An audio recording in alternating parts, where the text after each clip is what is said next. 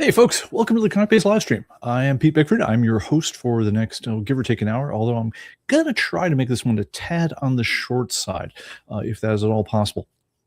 What we want to be talking about today, I'll be sharing some new things with ComicBase that have been going on, just minor things, all things considered, because I've delved into the next stage of some development on some stuff that so I can't talk about just now, but we'll be talking about soon, I'm sure. But I will talk about some things we've been doing lately, and also be talking about a little bit of Valentine's Day, but also it's our AI anniversary, and we'll talk about what a year of living under the influence of AI has been like, and certain things like that. I've had thoughts, and also a little bit on the Super Bowl probably will come into the mix. But the other thing I definitely want to do is I want to answer any questions you guys have had. So if you have questions, comments, etc., please put them in the chat to @ComicBaseTV. I will answer as many as I possibly can. With that said, hey, Richard Scott, you join us here, and see, we don't always cancel the streams when you're here, so we're glad you could make it. Mike Beam join us here. Greetings from sunny Vancouver, Washington. Sitting at 60 degrees, incredibly mild winter so far, which is nice. We actually are, the weather is glorious out here in Franklin, Tennessee as well. Really enjoying it. And if we want to call time on winter so far, I don't know what happened with the groundhog, but if we just want to say, yeah, we're good. No moss for us. I'd be all right with that. Just don't know about your thoughts, but that's how I feel. Our mod, Greg Heck, is in the house, which, by the way, thank you for helping us check the levels, everyone. Hope it's a little bit better. I did not get a chance to re-level up the intro music, which I do hope to do, so thank you for the people who posted them on that one, but I will look into that when I get a spare moment. Anyway, Greg Hicks says, here in South Jersey, past daytime temps never got above 15, but now in the high 40s. So yes, the thaw is on. Jitsi join us from the Pacific Northwest, home of no gloating here, Super Bowl champions, the Seattle Seahawks. Rob Williams is really dig the splash image for today's live stream. I thought Mark knocked out of the park with that one. Which we'll talk a little bit about how that one got done as well. Agent DeCamp here. 72, a little overcast in Northeast Florida.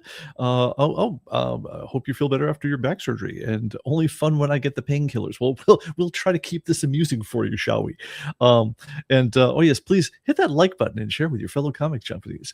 Xandy Comics say hi from Seattle as well. Chris Brazel is in the house. Howdy, and to anyone else who's out the chat, hello to all of us. So some basic things that are happening in the world of ComicBase. So I believe the current build is let me go over and check. Some reason I'm going over to the other machine here. Let me go to the demo here. And let's see. The current build is 3448, 26.1.1. And by the way, guys, don't forget there is a new thing in town about how we're doing updates. If you want the very, very latest builds these days, you do have to go and either the easy way to go is make sure you go into setup. When it says check for updates, make sure you check that box that says include interim updates, and that will give you all the latest and greatest stuff that we're talking about here. If you just like having a relatively normal life without any kind of undue disruptions and things like that, leave it unchecked. It's fine. It's all cool. We're leaving the last, what we call the stable build, but it's basically the big build that we knew had no obvious bugs in it that were likely to affect most folks, and so I mean, the trivial little weird things we always find, but we don't think it'll have like an effect that anyone would actually notice to a significant cross section of people. We don't typically run it into a separate bug fix release yet. Those things all get fixed instantly in the interim releases, but so you have it. But if you want to get the very latest, either go ahead and check that interim updates and say check for updates under the internet menu in ComicBase. Or if you go to comicbase.com, go to my account and then registrations, there's a green download link next to your serial number for downloading the latest update. The main update, the official one, will be on the first page of the results there. If you want the various latest, we call it the current update, click on that second, the additional downloads button, and you'll see that there. I think that's the system we're going to have going forward. So a little different than what we've done in the past. So just so everyone knows, I just want to flag that out there. All right. So other things going on.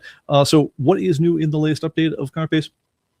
We have new holiday themes. If you guys have been running ComicBase over the last couple weeks before Valentine's Day, you may or may not have seen special Valentine's themed covers as we approach, the big the big day where men, you better have gotten your wife or girlfriend something, or you're in trouble.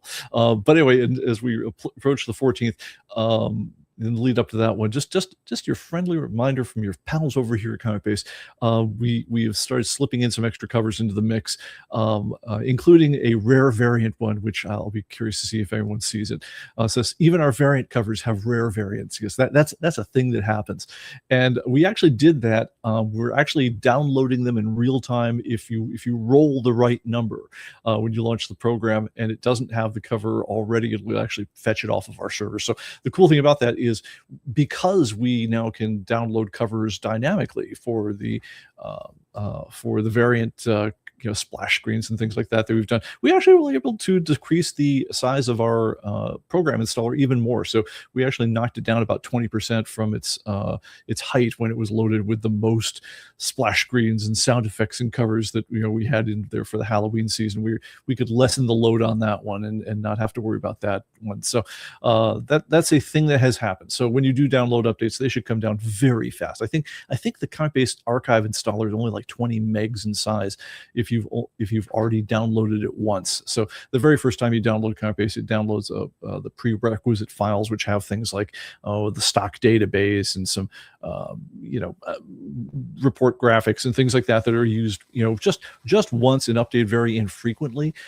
But after it's got that one down the very first time, then any kind of subsequent program update is really quite small, and those can be downloaded in usually just a couple of seconds. So if you haven't done that, please do that.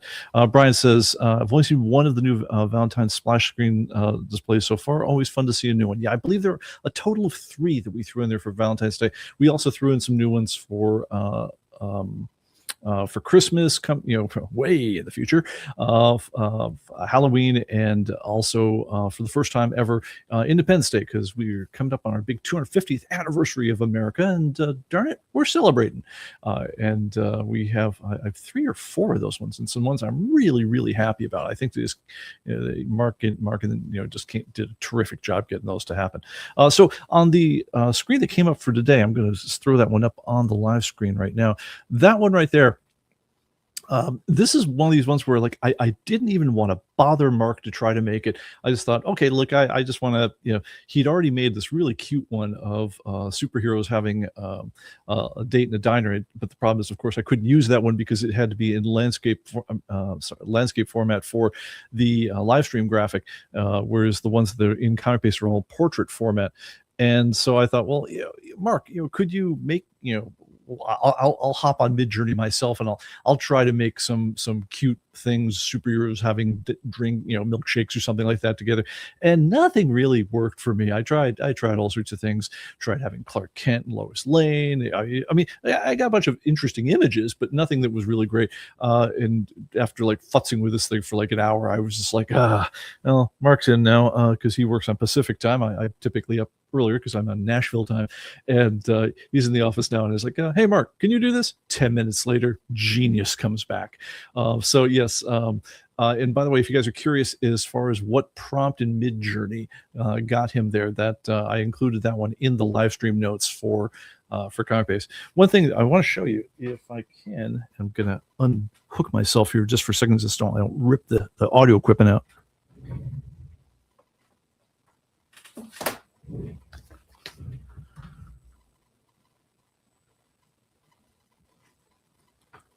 All right. Very, very, very elegant here. Your mark of professional broadcasting. But anyway, so if you guys have not seen this, Midjourney, these AI graphics production company, actually makes this glossy print magazine that they publish once a month with absolutely fantastic things that have been created with the program, by different people over the course of the month. Just incredible ranges of material that have been made. It's basically, they describe the people who did it, what their techniques were. They have interviews with some of the more accomplished creators for doing this stuff, but they're treating it very much at the same sort of relevance, relevance, the same kind of respect that you would have given to just any kind of fantasy art or any other kind of art production in general, because that's what midjourney winds up being for for serious folks making it. It becomes a really good tool for making really high-end imagery, or goofy imagery or things like that, but done very well. Honestly, you've not seen art done better in any medium. So now, art is an interesting and tricky thing to encapsulate and everything. But if you talk about just the ability to connote a strong image that evokes emotion in the viewer, if that's your standard for judging art, especially if you're talking about the technical merits of the production and how good it looks, just to the in terms of its technical attributes, no, midjourney's its pro quality was passed a very, very long time ago. And when you put it in the hands of the people who really know what they're doing, worth seeing. It is funny though, because I think it feels really respectful of the folks over at midjourney that they do actually publish a print magazine, because it takes it out of that virtual realm.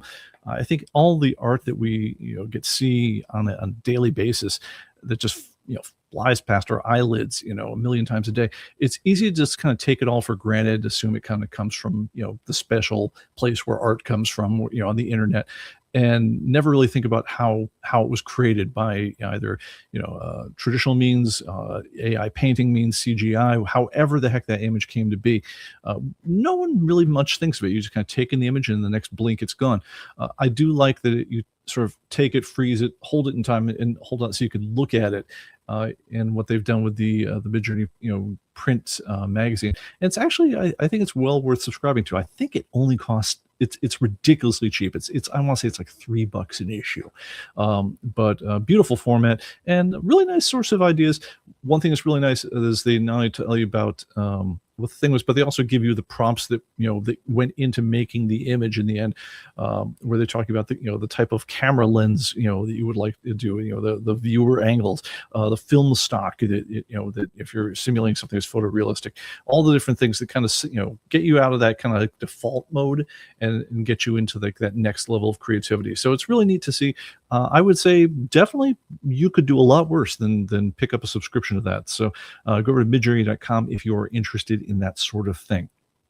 All right. So on that note, I do want to say it's been I look back because memory is funny in people, and I'll just say this: it's one of the least reliable things we've actually got going for us is the stories in our own head. They've actually managed to prove that you don't really remember the event after the first time.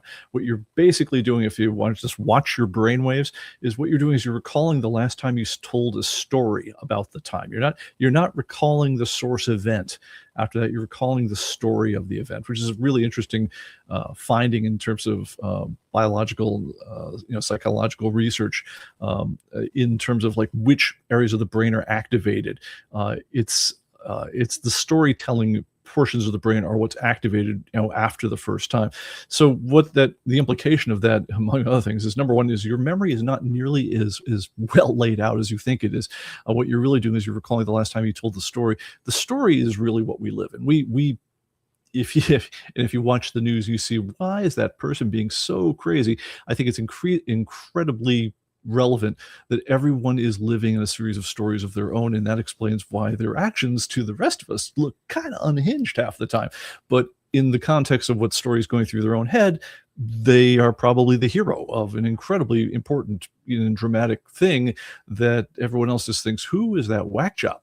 But anyway, with that said, it means that your memory is not at all reliable, not really. And one of the stories that I've really been trying to process in my own life lately is, when was it that I was sitting around and, as I recall, minding my own business?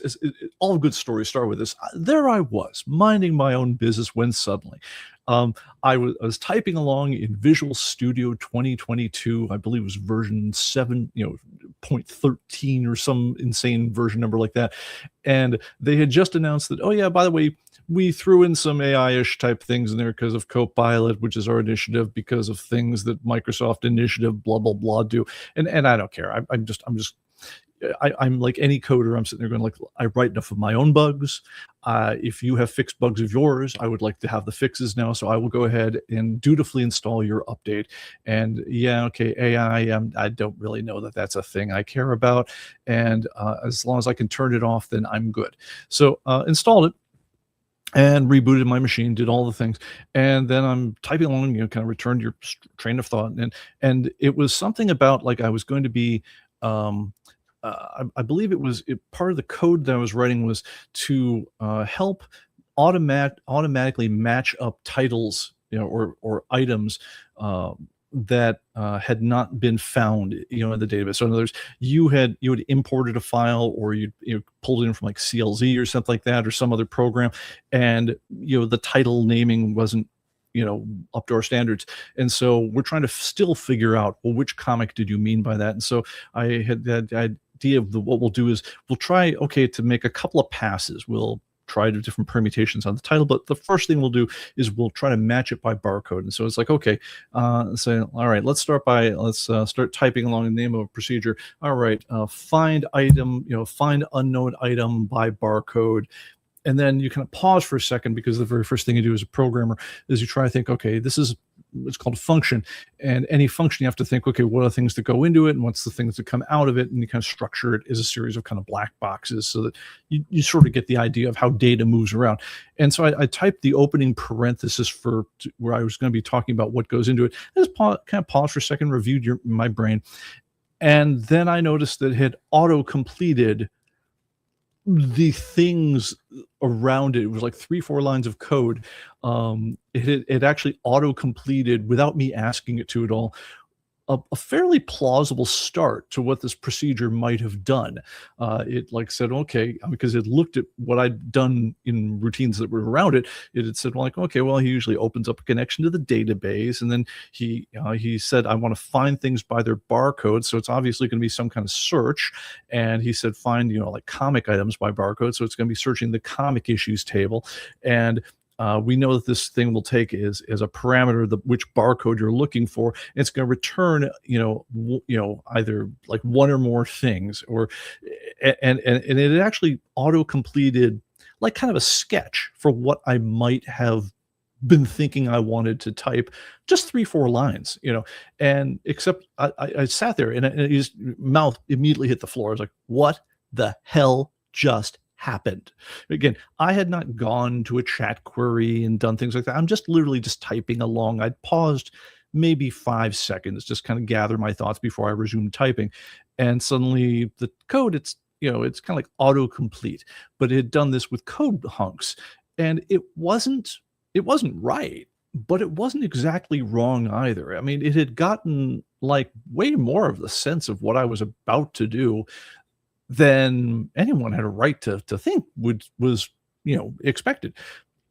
And over the next couple weeks, it did this kind of thing a few other times. I remember at one point I was typing what's called a case statement. You say, okay, well, depending on the type of media you're working on, whether it's a book or a comic book or a magazine or a newspaper, I was going to do different things. And I typed in the first part of that, and again, paused for a second when I thought, okay, now how will the case differ when it gets to magazines? And it had auto-completed like 10-15 lines of code just to fill out, fairly redundant stuff, but the other types of things in there. And you kind of stare at it. And of course, whenever this happens, it stops you cold. It does the opposite of accelerating your work, because it immediately breaks all your concentration. And then you sit there and stare at what it did, and you think, was that close to being right? Or was, I mean, it actually jams you up.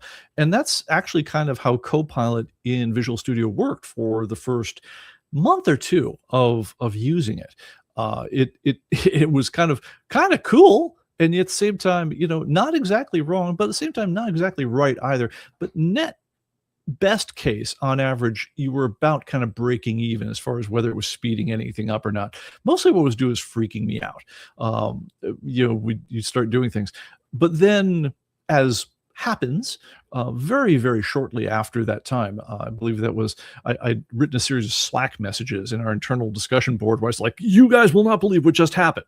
And I'm sitting there, and it's just me babbling on, just like I'm doing now, about, like, what the hell? Um, and so I'm sort of gibbering out about this sort of thing, and that's how I kind of knew the date of when it happened, where I could check my own memory. And it has literally been like 1 year ago today. This is the state of things. Um, Fast forward to like 10 months ago today, it had gotten to the point where, okay, Copilot, which was the tool built into Microsoft's IDE, still kind of meh. It really doesn't do much to help me. Honestly, I stopped using it for coding because you would do certain things. The thing it wound up being kind of halfway good at is you could go finish writing down a routine, and then you basically copy and paste the routine and say, oh yeah, hey Copilot, can you check over this and see what you would improve? And because it was pretty good, it was kind of like running it past what you'd call a code review. So if you're an actual programmer working in a bigger shop, typically, especially if you're a junior coder, you have to show your code to a team of other people who are going to sit there with printouts. Back in the old day, nowadays you'd probably just whip it up on your laptop or your tablet, and they will sit there and go line by line through your code and tell you why you suck.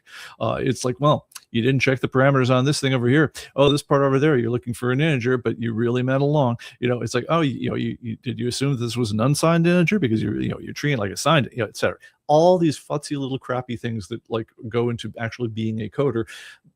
If you were in a large enough shop, there would be a fair amount of your time as a developer enduring what's called code reviews before you ever did what you would do to check it into any kind of production hook.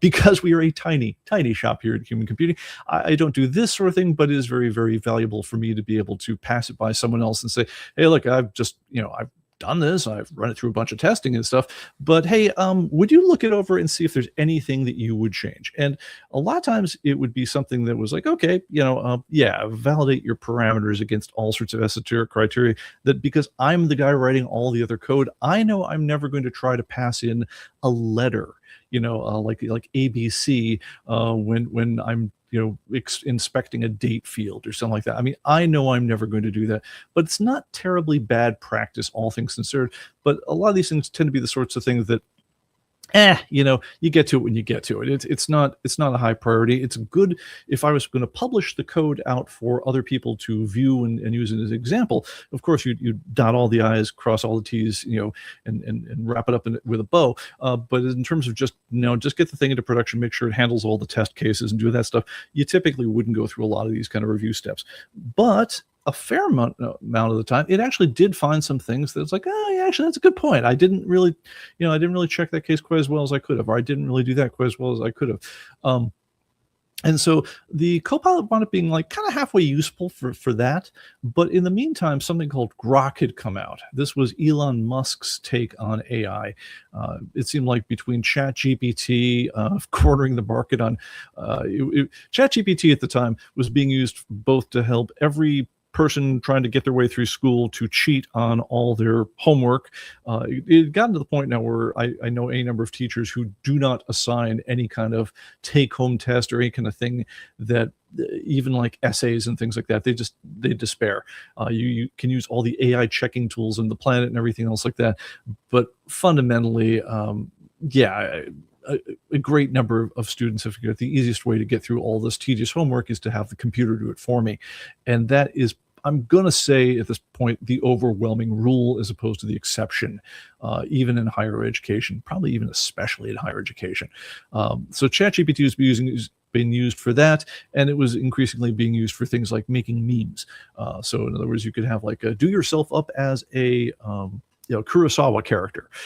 So it was pretty good at that sort of thing. There were other image generators that were starting to appear. Google Gemini came out, was very famous for generating black Vikings and female popes and things like that, because they had, in their urge for diversity, they had actually hard coded into the natural language processor that when you say things like "show me an image of a," they would actually insert into your prompt, whether you want it or not. They could monitor this downstream, that they had actually inserted, a woman doing, construction work, a black person being, a Viking.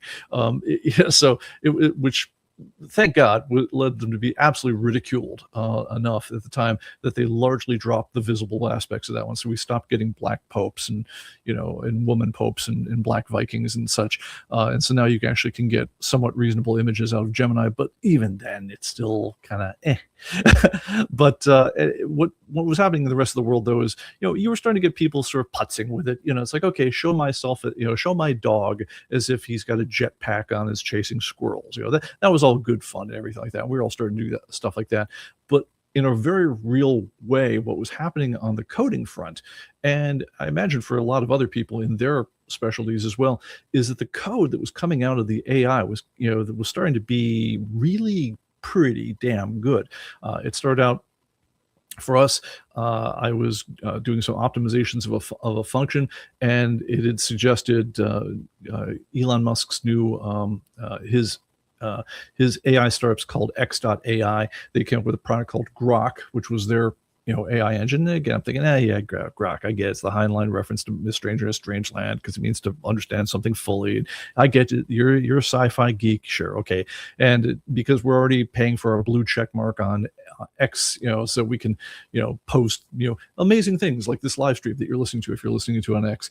We were already essentially paying for a Grok subscription with that, the $10 a month or whatever it was costing us.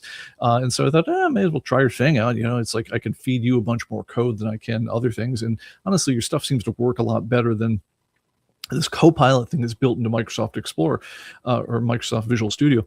And it was really pretty good at getting the sense of okay, look, I see what you're trying to do over here. Have you considered doing this a different way like this, because we think it'd be a little faster? And by the way, here's a function which you've never heard of, Bickford, which can do this whole thing in a multi-processing format that is actually quite a bit faster than what you were doing beforehand. And I'm like, what? And so it winds up being like your fabulous programming buddy who's fun to be with. It's to riff on the Hitchhiker's Guide thing, because that's really what it felt like. What using Grok is, it feels like they call it or pair programming or team programming. That's the idea. Essentially, you're programming with a buddy. It's like, all right, I'm thinking to do it this way. What do you think?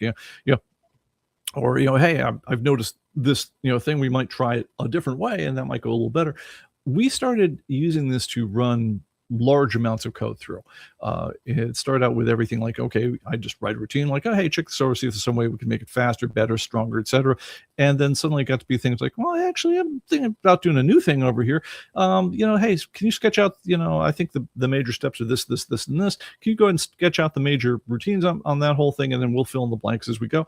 And it was pretty good, especially at scut work, stuff that's just dull. I mean, there's things like, I'm going to open up a connection to the database. I'm going to look up an item by its ID. I'm going to read 75 different fields into local variables for the whole thing. And then I'm going to start working on whatever the hell I was that I'm actually meant to do with the data. That's a very typical programming task in database land.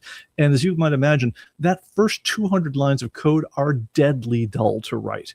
And it turns out pretty soon, few months after I'd gotten started with this whole thing, I didn't have to write all of that code anymore. It got to the point where like it could knock out the really, the routine stuff. It would look at what I'd done before and say, okay, I see what you're doing with this. Now you want me to do the same kind of thing except with magazines. Okay, let's do that. And it would knock it out and get it like 90% right the first try. And of course, that's what debugging and testing and all the working that, is the life of a programmer is like just normally. But you started figuring at some point, it's like, wait a minute, I'm working a lot faster than I used to be. Like, I remember the very first time I had to convert this code from the old ComicBase 2017 code base to make ComicBase 2020. We had to rewrite everything in a different development environment with a different database, with a different language.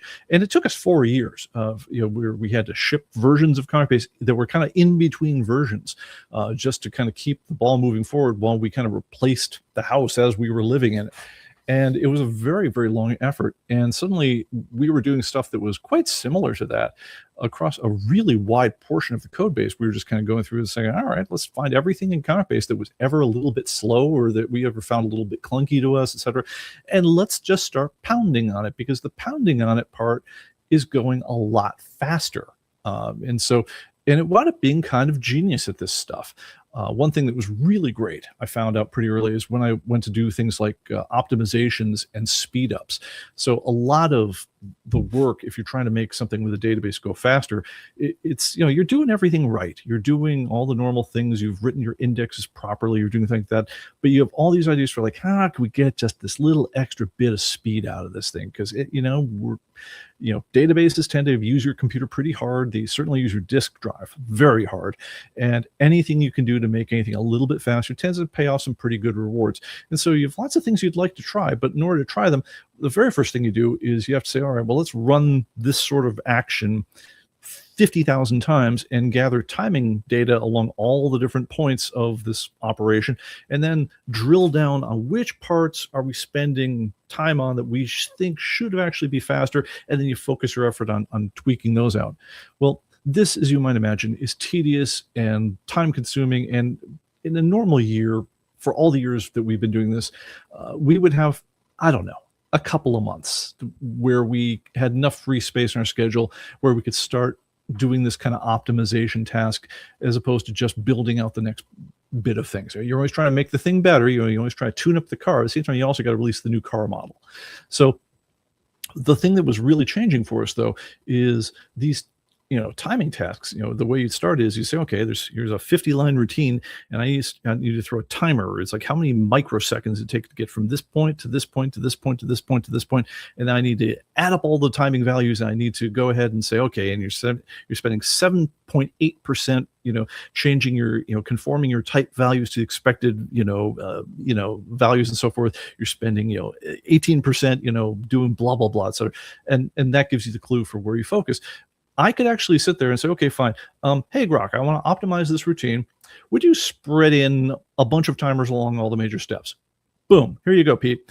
And it would just spit out the code for me. It's like, well, that was kind of nice. That saved me 10 minutes right there.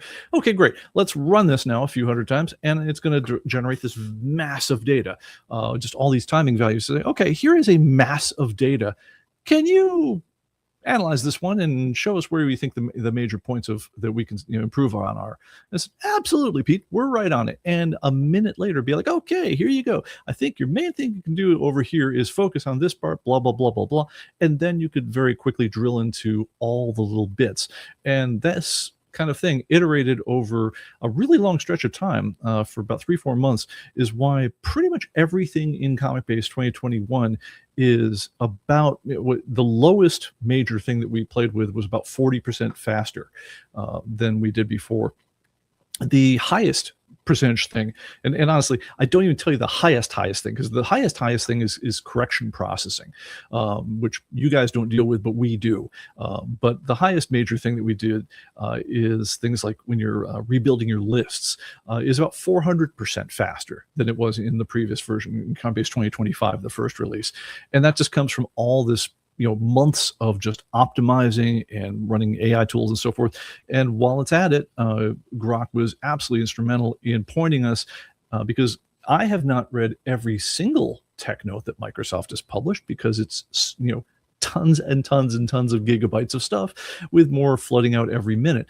I have a job. I work on this stuff literally every day of my life, but you can't spend all your time being a student researcher and all your time being a production coder at the same time. No one has that kind of time, but computers do. They're literally superhuman in their capability that way. They literally can take in the entire MSDN website, as well as all the technical discussions from Stack Overflow and Bleeping Computer and Tom's Hardware and everything else, and bring that to bear when you have a particular problem in a way that your most seasoned colleague never could have done, because they have read it all.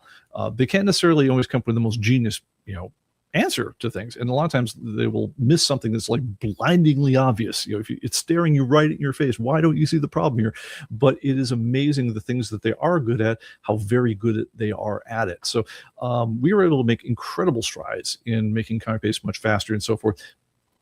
And the other thing we were able to do, and I realized this later on, is about 6 months ago, we had actually gotten so far ahead of our own development schedule for the year. We'd actually knocked out all the features we had meant for the next version of ComicBase 6 months early, because we were able to develop with such a greater, bit of speed. We were actually having some time to work on our back-end tools. So we were able to pay attention to things like, okay, how quickly can we shave tenths of a second off of how long it takes us to take a correction in and accept or reject it, or even just to say, compare all the fields and say what's exactly is different and highlight the change and decide what are the rules upon which we would take this kind of change or that kind of change from this person and so forth. What are the things we could do to make any of this any little bit faster?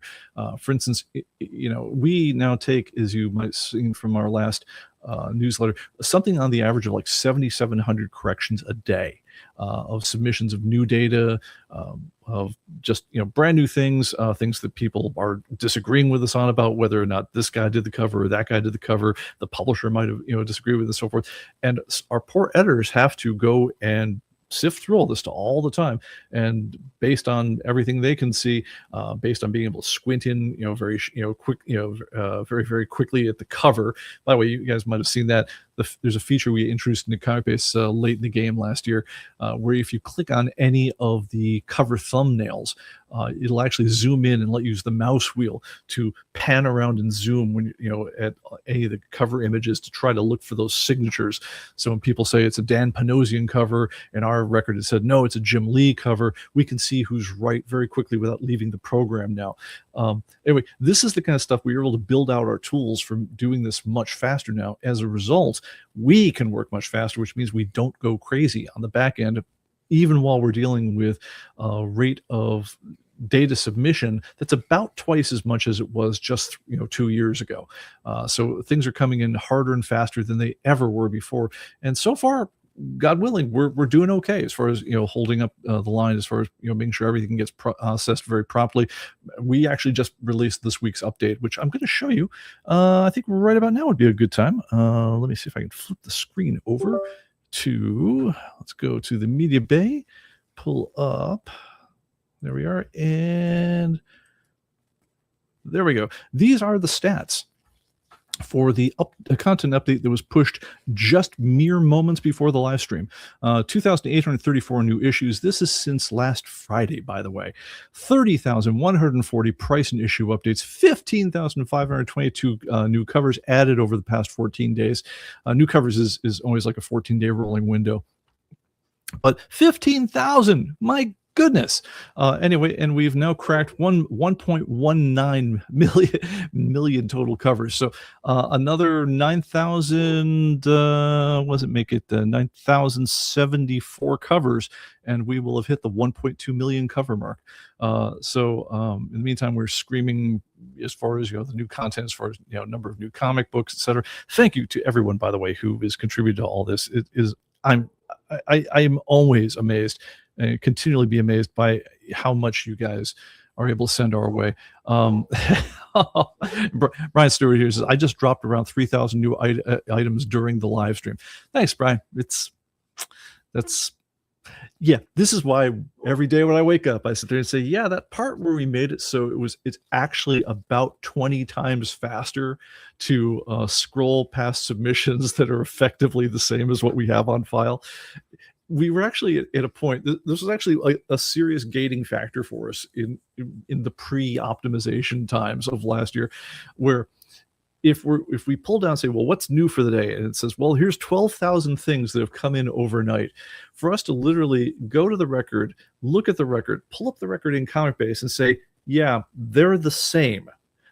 Because people have just had submitted stuff that was basically the same as what we already had.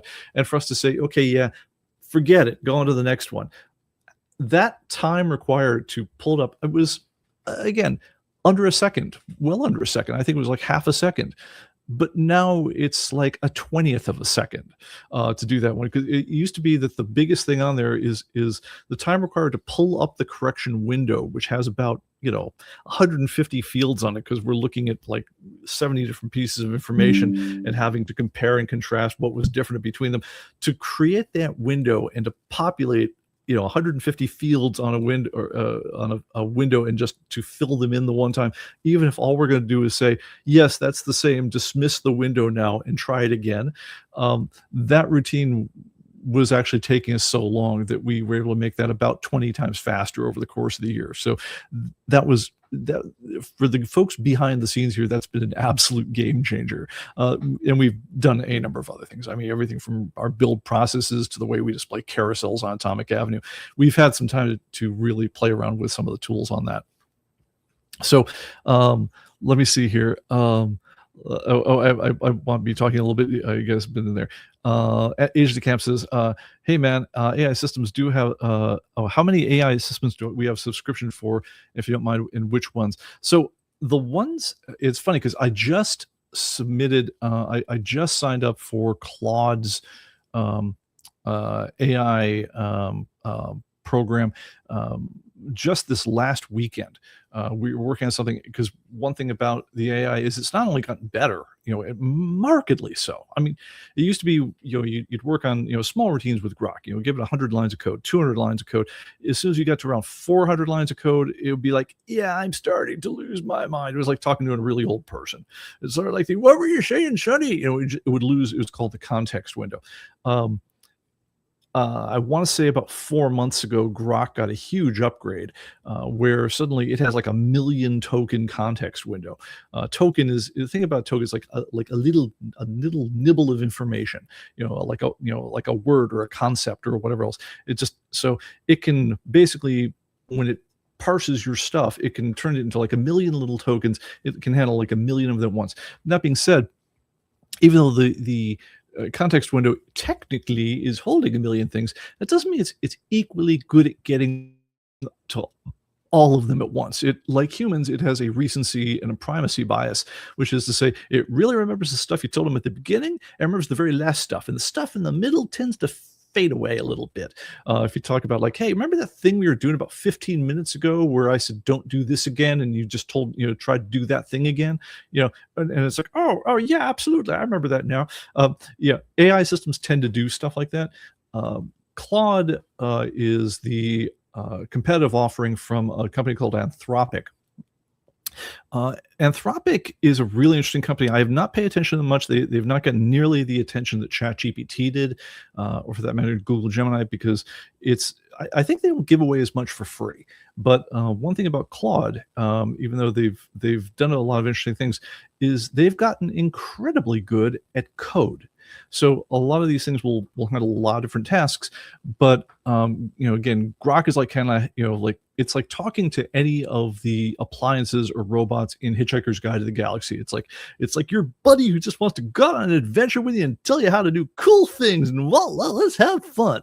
ChatGPT tends to, you guys have all used it. Its personality types, and apparently you can program it to have different personality types. But honestly, it comes off like ChatGPT to me.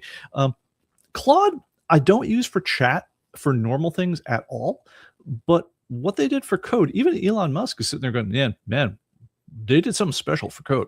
And there are definitely problems I can throw to Grok, where Grok will spot things and Claude won't, and Claude will spot things that Grok won't. All things considered, I would characterize their styles of how they do their thing is Claude comes off as a more experienced senior programmer.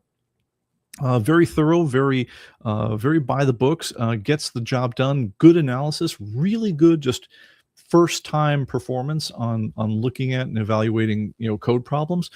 Surprisingly good at things like Windows configuration issues. So if you have like we're using it yesterday to solve an insane configuration problem with our web servers. You guys might have noticed around 3:30 yesterday, there were some brief downings of the Atomic Avenue site because we were troubleshooting through the last parts of it. This is actually the carry-on from a migration we'd done 6 years earlier, where it had left some configuration state settings in just sort of a weird way that was kind of getting in the way of some new work that we're doing. And we had spent days looking for the source of these configuration errors. And we've done full grep searches of every file on the system. We've searched the registries. We've never found why it was doing what it was able to do. And after about 2 hours, we actually managed to solve it using Claude. So pretty impressive. So yeah, we do pay for Claude. We do that in addition to we have two paid accounts on Grok. So if Grok ever feels like the dude, you're kind of using up my attention here, which if you're doing a lot of rapid fire back and forth with Grok, you can do. The limit is pretty high as far as what you get in terms of interactions per hour before it starts saying, "Hey, dude, enough." You make some room for some other people, huh? I've only hit it a handful of times, but because we also have two paid X accounts, because the Atomic Avenue account is under our purview as well. I can, if I want, just switch over to the X, the Atomic Avenue account and keep going with Grok if I want. Claude seems more limited in terms of what it gives you to work with, even on the pro plans. It's very easy to blow out the free plan. You can blow out the free plan after about 10 questions, which is not much when you're going round and round about code. But even the paid plan, regularly, we blow this out in terms of saying, all right, great, we're working on this feature, and then we're doing this and everything, but we're getting this unexpected output over here. So, what do you think is the cause of that? And it's really good until it says, yeah, your 5-hour window is up, which is what it does is it gives you a certain amount of questions, something like 100, that you can throw it back and forth, roughly, give or take, in a 5-hour period of time. At which point it actually does something it's oddly refreshing. It's a little bit like programmer Sabbath. They'll say like, yeah, your window of asking questions is done. So it'll reset in like another couple of hours. So you might want to just like take 5 or pay us a lot more money to keep going is another thing you could do. But it's nice. It's kind of like having the boss say, well, I guess they're doing maintenance, so I guess we're gonna watch a movie or play some Fallout or do whatever else. It's actually kind of nice having someone that actually says, yeah, there is kind of a limit that you don't want to keep doing this all day long, because I have definitely had cocaine fueled, it feels like you're on coke. I mean, I've never actually done it, but it's that kind of go feeling where like, okay, we're on a roll here. We've got the bit in our teeth. We've got the problem on the run. Let's solve this thing that we've been fighting for 3 months. We've almost got it. I've definitely had those sessions any number of times this last year with Grok, where like you go on, it's almost like going like a 2 or 3 day bender, solving some problem that's been plaguing you for years in ComicBase of how to do something, or why is it never been possible for us to achieve this, that, or the other thing. And we did manage to do that. Anyway, but that's kind of been where things are going. And I guess the long and short of it is I want to say, and it's gotten incredibly better. I mean, like the Grok of today is like 10 times smarter than the Grok who first blew my mind looking over my code. Copilot, I'm still I don't find a reason to go back to it unless I guess if I were working on a team programmer thing where I just really wanted to polish up my stuff one last time and have another guy look over it, that would be a way I would go maybe. But I'm gonna say I do find Copilot easily the least useful of those tools for that. Claude, very useful. Grok, strangely enough, it is interesting which problems, like if we're trying to find some very hard to find bug, it's very interesting to see which ones will help us stumble on the solution before the others. We had done a integration project just recently with the U.S. Post Office had changed up their programming APIs this year. They had just announced that our ancient APIs, which date back to like the dawn of the internet, we're mothballing those. So even if you've got them working for calculating shipping rates and tracking and things like that, yes, you have to switch to an entirely different set of things under new accounts and under new limits and new structures and things like that, which, as you might imagine, I looked forward to rewriting that code about as much as I looked forward to having a root canal. But it was something that had to be done, and it had to be done by a certain date. And in the way of most government, or quasi-government bodies, there were parts of the process that worked extremely well and efficiently, as far as establishing an account and things like that. And then in the middle of it all, something would go wrong, and you say, "Hey, I need you guys to comment on why I'm getting this permission error when I'm trying to access this API from our account, which should have it according to you, and then you try to reach someone to tell you, give you a response, and they go dark for like 3 weeks, which when you're facing like a 6 week until the whole thing ends deadline is not really fun. Um, and there was honestly, if you'd caught me back in the early January, I was a fairly stressed out kid around this whole thing because if we hadn't gotten the migration to the new shipping stuff worked out quite quickly at that point, we faced the idea that like we'd have to revert to like manual shipping calculation or make it so that like ComicBase couldn't figure out how much anything cost to ship, which would be an absolute disaster on an e-commerce basis. But we got that worked out in the end because more or less, I think both Grok and I discovered because I remember this, I was sitting around having coffee in the morning, frustrating with this whole thing again. It's like, well, what if the documentation is just wrong? What if they hired a contractor to build the documentation for how the permission requests go to use their API, and what if they just got it wrong? And it's like, what, I because they're not getting back to any of my support requests, I may as well start flouncing around and passing it things that I think might be what they want and see if we get anywhere with that. And I started doing that, and then I ran it past Grok later on, and it's like, oh yeah, actually they actually are incredibly inconsistent about this, and they might have gotten it wrong. And within an hour, suddenly this problem that we'd been dead ended on, we had solved, because as it turned out, yes, the USPS documentation was just wrong. They documented it one way, and the function was something else. But we were able to get through that in the end. But these are all things that, like, this would have been, any number of things would have been massive crises in any kind of corporate programming development world, and they would have stopped your whole team cold until they were resolved. So it's pretty interesting. All right, so other comments. Yes, no one is the villain of their own story. Yes, it's one of the when I talk about we all live in stories, that's absolutely true. It's something I think I almost feel like it's like the defining thing of the age, because the more that we live like this all day long, the less any of us are talking or experiencing the real world. I mean, they say go outside, touch grass, and things like that. Well, that's great and everything, except the grass isn't going to talk back to you, and for the most part, the grass isn't going to communicate the deeper problems of life to you. But it is good to actually go out. I like the idea of go out there and see the world, but honestly, you would do so much better just talking to another person in the pub, as opposed to having like really wild discussions over X, or Facebook or whatever else with people. There's so much more information, and people are so much more in touch with it as human beings than we are when we're living on these things. Because as long as I'm on this thing, whatever story's in my head, I can just continually reinforce it and keep on getting information that feeds back to me that, that my story is exactly the right one, and all those guys are, completely wrong, and they're all nuts, etc. And they're all evil and the enemy, and blah, blah, blah, blah, blah. And we can really get to the point where we feel like the people that I mean, I have this pet theory that, like, you could take me and whoever belongs to the opposite political party, and we'd find out that we agree on like 85% of most things of import in life. It's just that there's a collusion of interests that want to make it seems like whoever doesn't agree with you on the most extreme point of this list of things is your mortal enemy, and they must all die. It's like, that's not the way that humans work in the real world. And so, yeah, the best thing we can do is, I don't know about touching grass, but get off your damn phone. Get off your social media, get off there, talk to people.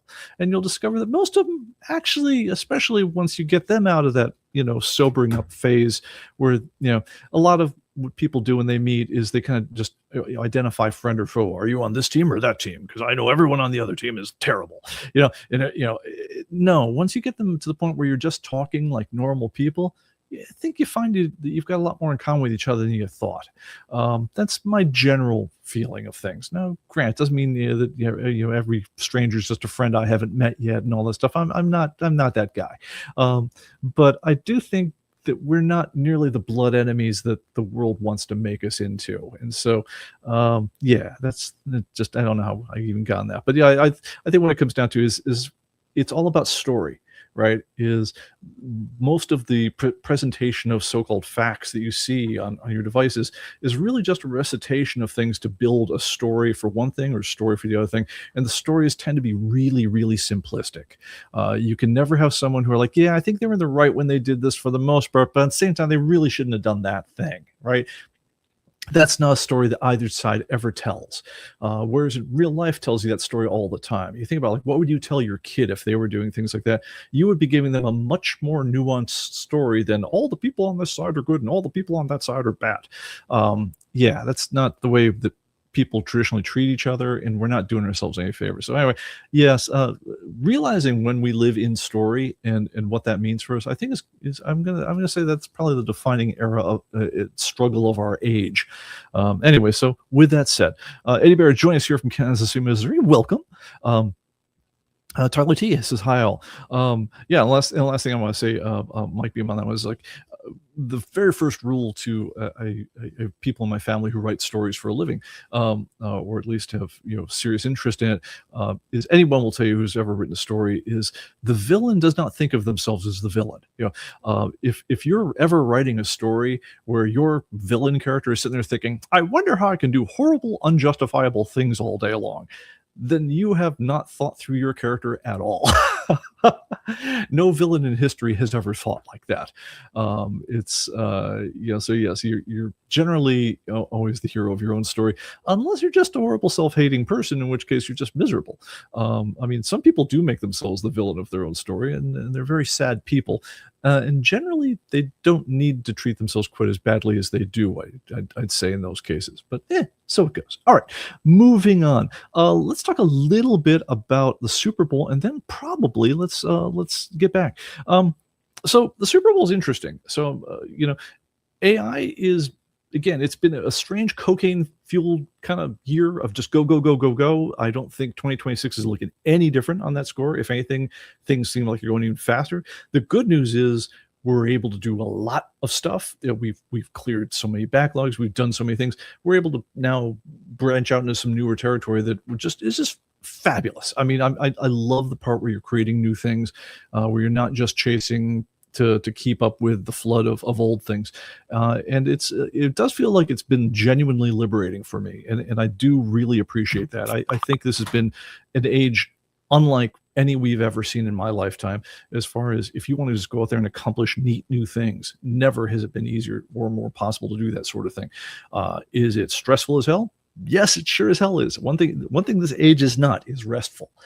So if you're the kind of guy who says, you know what, enough of that, I want to go and make fine carpentry projects and touch grass all day, honestly, that is a completely rational reaction to the pace of change in today's world. I would not fault you whatsoever for feeling that way.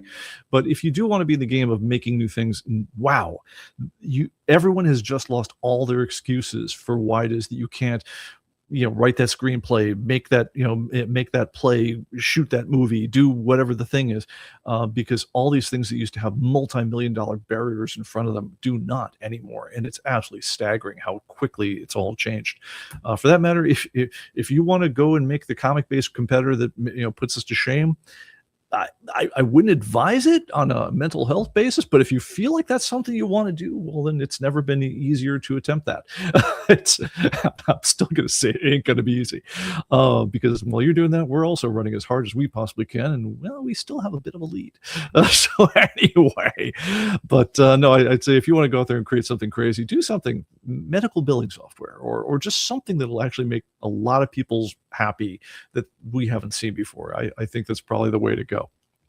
But anyway, one thing that also happens once a year, which is kind of interesting for me, the Super Bowl. Right. So now I will admit, first off, I did not watch it this year. I was hanging out with the wife, playing Fallout and drinking wine and just not a Seahawks fan. Sorry, no offense. I mean, I get friends who are. That's cool. I got friends who are Patriots fans. That's cool.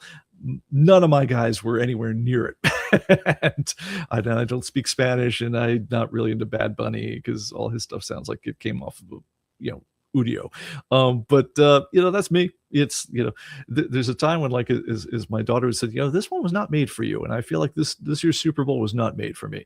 But one thing that is really interesting though is the commercials, right? So one thing that's really important about the Super Bowl is it's about the only thing in American life that's going to draw in an audience of that size. It's like 120 plus million people are going to be glued to their TVs at some point during the whole thing. And so I believe a 30-second spot was going for something like $7 million. So this is the most expensive advertising time that can be bought.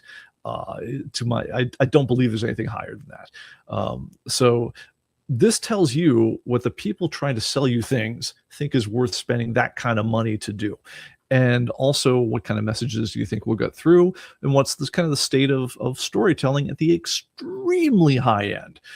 Again, if you had all the money that there is to have to shoot commercials, what would you be doing with it? And I'm going to say on that score, this year's commercials did not, by and large, impress me. Thank you, Mark Monfils, who pointed me to a site where you can actually just watch all the commercials. Just someone's clipped them all down and organized them, and so you can actually just go through all of them at once and see where the things are. I see the most effective commercials, if the point of your commercial is to get people to go out, find a new thing, and say, I want to do that thing. I'd say the movies had the easiest time of it, which were just showing trailers. That's nothing new there.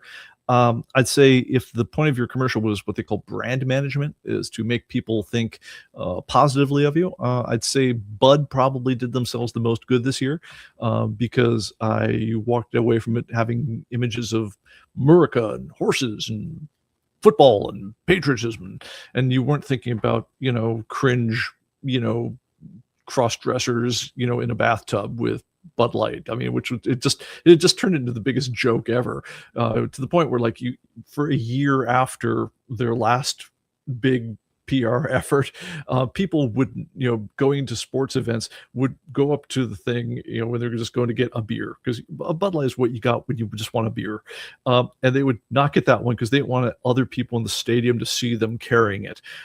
It was just like, wow, that was epic, the brand destruction that happened on that end. But I'm going to say that, they haven't recovered their market position yet, but I'm just saying they did themselves the best good if what you're talking about is brand management, right? Just, I want to associate good things with your brand. If that's what you want to do, then lovely ad. And there's some nice truck ads like that and things like that.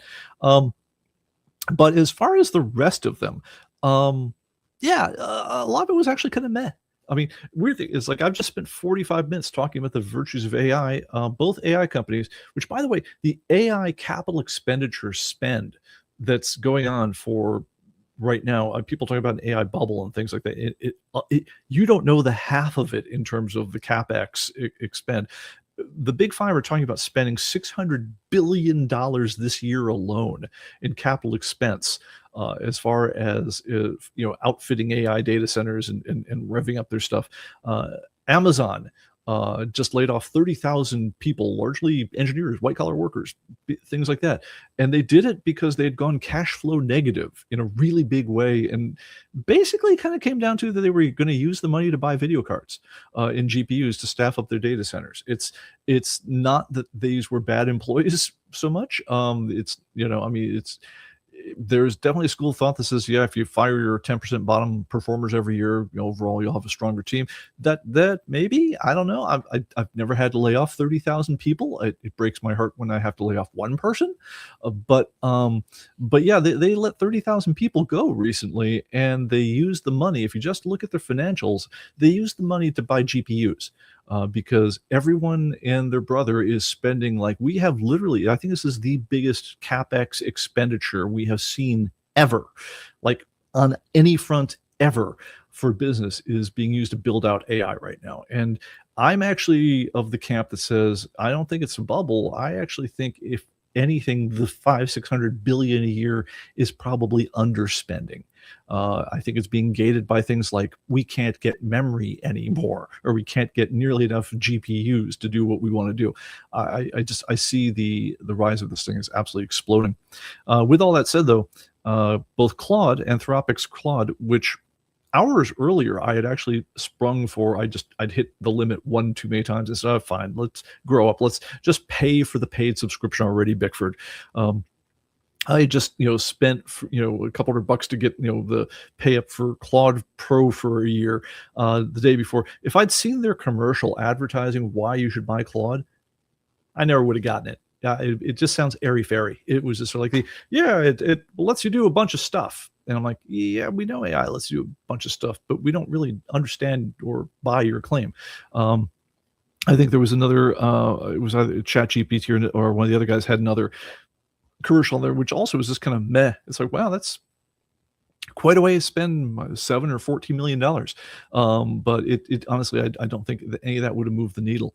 I'd say as far as people, what commercial did they like the best? The one that got the biggest raves as far as like, cute commercial was the one where Chris Hemsworth is getting murdered by Alexa a lot, which is interesting on so many levels. But yeah, no, it's interesting. I think what people are getting, and if we look back on when I look back on 2025, that is the year of AI. Will be how it goes down in my memory, in terms of what's the story I tell myself about 2025. I'm going to say that that is the year that AI spending and capex definitely entered the national consciousness on a big way. Where again, a year earlier, yeah, it was basically the domain of people who were using it to half-ass, their reports and cheat on their college term papers and stuff like that. And I think by the end of 2025, I don't know really anyone who doesn't use AI. Who's well, at least under the age of 70. And a bunch of them are using it too. I think we thought that AI was going to be more in our devices, the way that a lot of other features had been, everything from cameras to, graphics and stuff like that. I don't think that's the way AI is shaking out. I think that left a lot of people in the lurch as far as how some of the capital bidding was. Microsoft famously had this idea of they were going to capture your screen every couple of seconds, and they could have this feature called recall. So you could say like, oh yeah, remember that thing I was looking at back on January 14th at 2025? And you could go back to it, but then everyone thought, wait, you're going to take a screenshot of your screen and preserve it forever every 5 seconds? Are you effing kidding me? Oh, by the way, you also need to buy this really capable new PC and have a ton of memory and do things like that too. But yeah, no, that was like the most pancaked wipeout feature that will never ship. That I think that one probably is making Clippy is feeling good about his life right now, compared to Recall. But yeah, no, so AI I think is definitely the way it's going to go down. I think we're still doing the dance with AI video and art production where we haven't quite internalized what it all means yet. On one hand, we get that the imagery that we see isn't real anymore. But then we've had that for a while. I mean, like all the different ways that Chris Hemsworth was getting murdered, I don't know if those were AI, CGI, or something else. I really don't. And I don't think anyone other than the producers or the people directly involved in the production of the commercial, I don't think they know either. We have gotten to the point now where we can take a model, Chris Hemsworth, and show a first frame of him, standing on top of a pool or swimming in a pool, and a second frame of an ending frame of the pool closing over the top of him, and have it animate a 15-second sequence with him screaming in terror and doing all the things. And we can do that, and that is an out-of-the-box thing that AI video can do now. And it doesn't have to do the things that CGI had to do. It doesn't have to do the compositing. It doesn't have to do the 3D modeling. It doesn't have to do any of that stuff that we used to do. And I just, if I'm honest, I cannot tell you what I saw of all the Super Bowl commercials. I mean, looking as closely as I know how to look, I cannot tell you what was CGI, which is to say computer graphics that was composited on using virtual, green screens and cutouts and things like that, and how much of it was just AI compositing, which is to say you started with a picture of Chris Hemsworth in a pool, and you said, okay, now I want to have the ending frame be the pool thing is closing over him and everything, and the rest of it is just sound dubs and things like that. We've gotten model coherence to the point now where it doesn't, Chris doesn't turn to someone who doesn't look like Chris Hemsworth anymore. If you guys have a look at a program called Seedance, SEEDANCE, there's a Seedance 3 demo out there now, which is just absolutely stunning. Making multi-cut 15-second clips from first and last frames there. they look as good as anything you've ever seen in the movies or on TV on any level. Honestly, the only thing you don't know necessarily is you don't know who that actor is because you haven't met that actor. But if you start with someone who is that actor, especially if you're going to hire that person to voice themselves, then yeah, this is a real thing that we all can do now. So I cannot tell the difference between CGI and AI anymore. I did think that for a number of years, the Super Bowl has gone very heavy on celebrity, especially B tier celebrity endorsements. And I'm going to venture a guess that this year that was kind of a twofer. The first part is you always do it is Don Draper would say in Mad Men. It's a lazy way to get credibility for your brand. Says, well, look, we had we had Shakira or we had Will Smith in our ad. It's therefore it is a big ad. It's that guy we knew from Ferris Bueller's Day Off. Oh, right, Matthew Broderick looking kind of old and fat now. So okay, but we at least understand it's Matthew Broderick. So this is a big ad because you knew that they had to spend to get Matthew Broderick there. But I think it does actually two things for you now. One is it says, okay, yeah, it's a big ad, same way it would do in the past. But the other thing I think is that it lets you get away with, if you wanted to have a ton of video behind it that otherwise would have been seen as just a bunch of AI or CGI slop.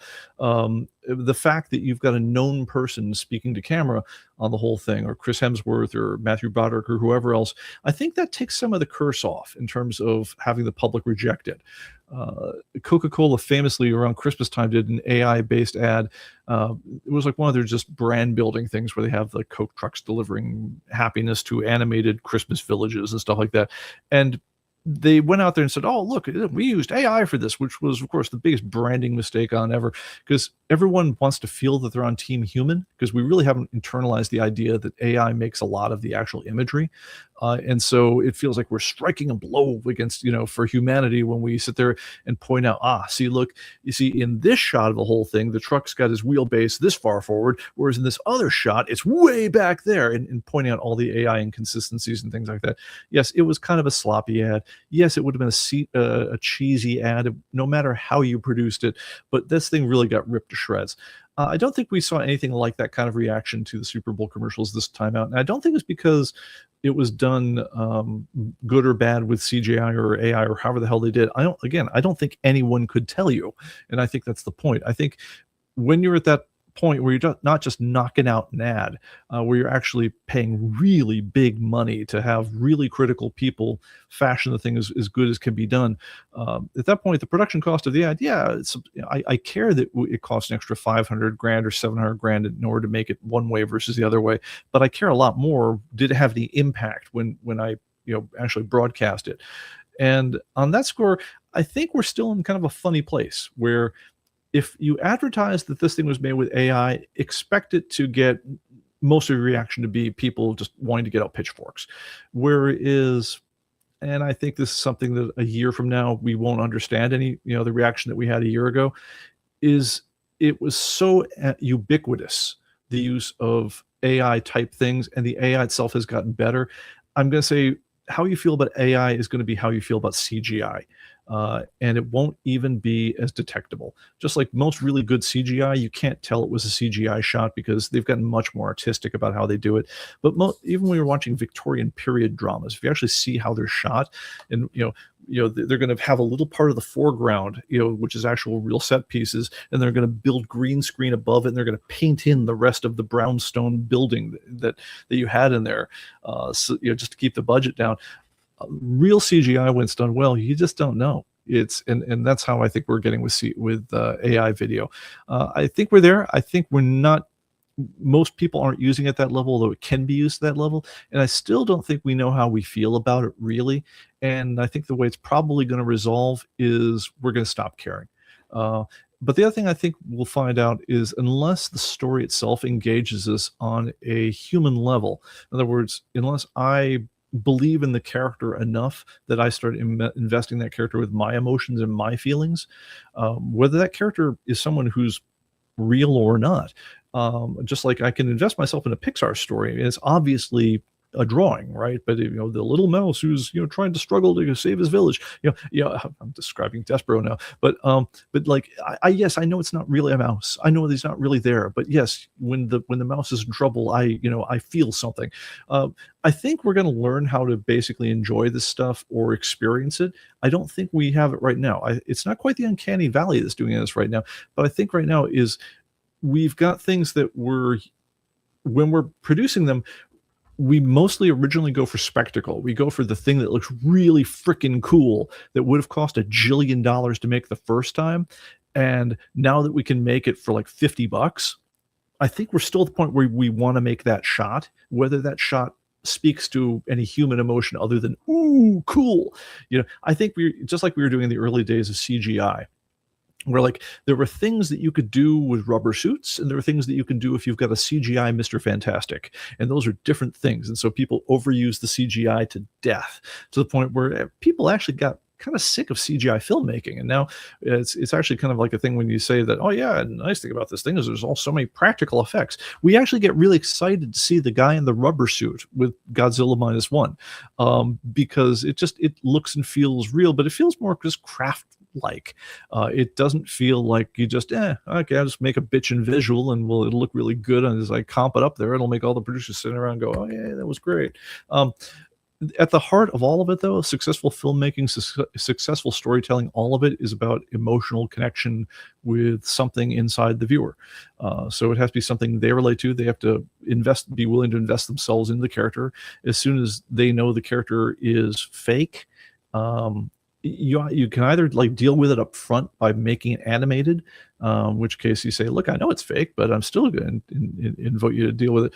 Or if you're going to put it off as a real thing, man, you better not lose that illusion, because otherwise people take it badly. But I think we're still struggling, and that's the mood I got off the Super Bowl. And that was my takeaway on that one. All right, so all right, just want to wrap this one up. Yes, my urge to go short, of course, did not work, but there we go. As always, please, if you like this sort of thing, don't forget to hit the like and subscribe buttons, because this is the sort of thing we do. And watch out on live streams for new things. We do have ComicBase message boards over at forums.comicbase.com, where we dedicated thread about live stream topics, so you can suggest ones of your very own. Thank you so much. And also, don't forget to check out Atomic Avenue, which is going to get even more checkoutable in the coming weeks. So this is the ComicBase powered venue for buying and selling comics, books, and magazines, etc. Jesse Comics wonder how many comics out there are written by AI.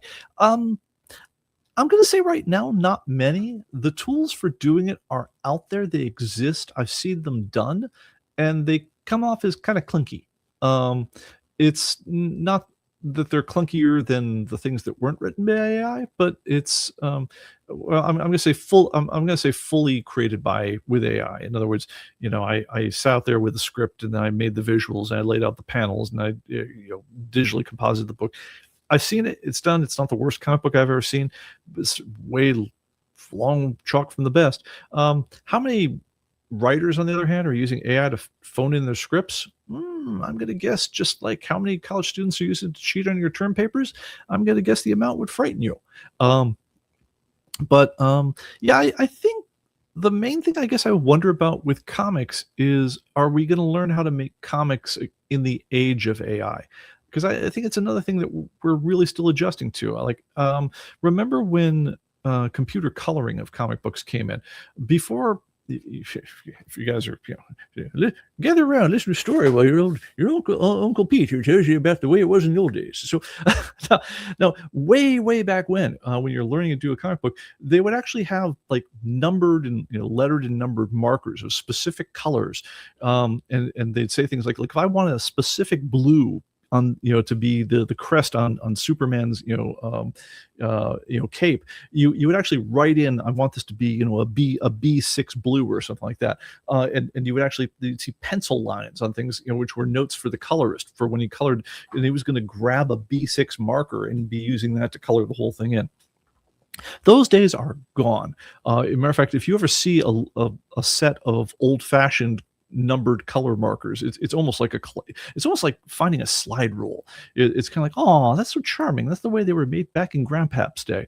No, Steve Oliff and all the optics came along. The Malibu guys came along. Marvel bought Malibu basically to get their coloring department, and they nailed making far more dynamic, far more interesting coloring of comic books than the world had seen before. And it went from just colored in line drawings, it's like, a couple steps up from a coloring book, to absolutely fantastic looking things you see today. And I think the comic books have completely embraced that style of working. One thing that's weird when we're indexing comic books, like say for the week's updates, is colorist is still a job. Inker mostly isn't anymore, which is to say the person who does the art mostly isn't drawing with a pencil and then having somewhere else come around with inks and do the embellishments and whatnot. No, mostly these days it's a guy with one guy's getting out his art tablet and drawing the whole thing in and passing off to the guy who really lives for color gradients and passing that guy off to do the coloring. And then there's another guy who really lives for lettering and styles and things like that, who's really good at that. And those are the jobs on a typical modern comic book. I mean, the job of inker, I just did all of the week's DC and Image titles. I think inker was a role that was relevant to 2 of the comic books I indexed today. So yeah, inker's basically dead as a job, because penciler is basically dead as a job. So the one guy who does one typically does the other. It's still rare, though, on the other hand, to find someone who does it all, who will do both the art and the coloring, at least not for a big house. You'll see independent guys who will do it mostly out of they're forced to just for budget reasons. But usually when there's a budget involved, usually the artist will say, like, yeah, that guy over there is much better at colors than I am, so let's let them do it. But we've figured out how to kind of consume computer coloring. I think we've figured out how to consume computer lettering. And I think we can say, wow, yeah, no, it's the lettering now is far better than it has ever been in the past. The coloring is far better. The art depends. I mean, it's the best of what we've got today is great. The worst of the stuff that I see, even through big guys like Marvel and DC, is like, wow, how'd you get hired? So that's all over the place. But the writers is the big unsung hero or villain of the whole story. Their page rates are miserable. I think they start around $25 is union standard. If Mark Wade's watching, he can correct me. Mark does not get that, I'm sure, because Mark's really good. But most everyone is who's doing in the gig is not a Mark Wade. But the writer, on the other hand, as far as I can tell, with rare exception, the writer is going to be the guy who determines whether or not the comic book works or not. The artist can make it look freaking amazing, but very, very few artists are good enough that they can make the comic book move for a long period of time just by being a bitchin' artist. Joseph Michael Linsner is one that comes to mind. The guy who did Michael Turner Fathom, right? I mean, you'll look at his stuff just to look at babes coming out of swimming pools, but most people aren't that, no matter how hard they try. Todd McFarlane, strangely, not as bad a writer as everyone put him down to be, and is an absolutely fantastic artist. But even he figured out early on, yeah, I'm going to hire writers to do my comics. So yeah, it's an interesting game, but I don't think we figured out how to cope with the idea of AI as a production tool yet. But I do think we're going to figure it out. And in the end of it, I think it's all still going to live or die based on, did we tell you an interesting story? So, all right, guys. Well, that's about it for now. I'm going to let you go, and thank you all for showing up on this one. I will see you in a week. Take care. Bye-bye.